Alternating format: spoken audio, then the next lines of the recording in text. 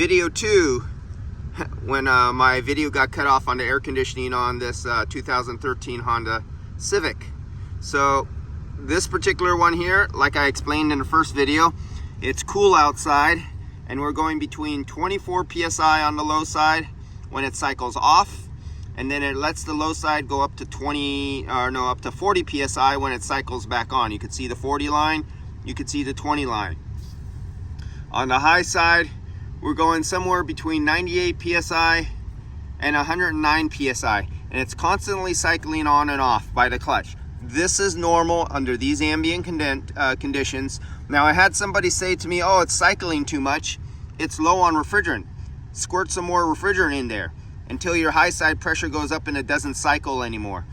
Well, if you did that on a cool ambient day, you would be grossly overcharged, and I see that too much happening. Now let's go to the air side. On our air side, oh, I forgot to data log that, sorry guys, but let's watch it live right here. So our air side coming out of our dash is swinging, I think, between 40 psi or almost 40 psi and 44. Let's see where it goes. There's 44, 45. So this is going in correlation to the clutch cycling on and off, on and off. And as those pressures change, the temperature changes because we have a constant airflow over it. But the ambient air temperature, this is the outside ambient air temperature, 53 degrees.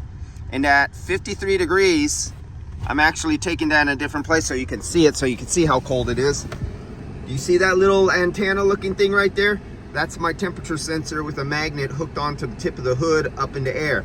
If I bend it a few inches over, the hot engine heat blows up to that magnet or that sensor, and you see the temperature go up and down. And every time the fans from the radiator cycle, you can actually see that tip go up several degrees and down several degrees, go up several degrees. Every time the fans on the radiator blow heat over the engine compartment, a little bit of bleeds there.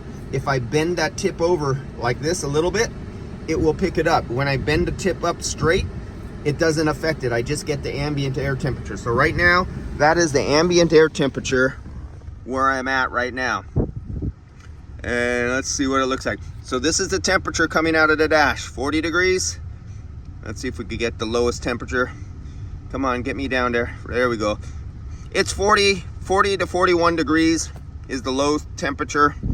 And it goes up to 45 degrees. 41, 45, 41, 45. And that's in direct correlation to the clutch cycling on and off.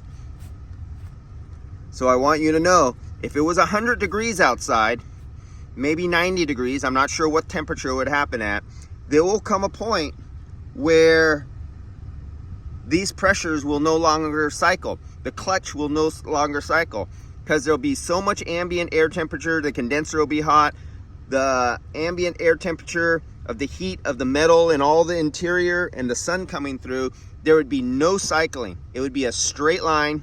There's a straight line, and the pressures would be much higher, and there'll be no cycling.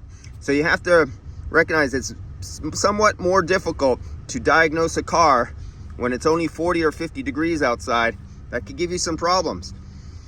For you guys who live in hot states where it usually never gets cold and you only see AC mostly just in the summer, and if you were taken out here to California in wintertime in San Francisco where it's always 40 and 50 degrees every day for like 5 months of the winter, and you try to diagnose AC, you'll get a learning experience. You can do it, but it takes re-education and not applying what you learned in high temperature climates and moving to a low temperature climate. You get a butt kick adjust.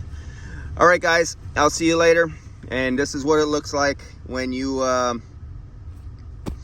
in cold ambient conditions with a very low heat load on the vehicle.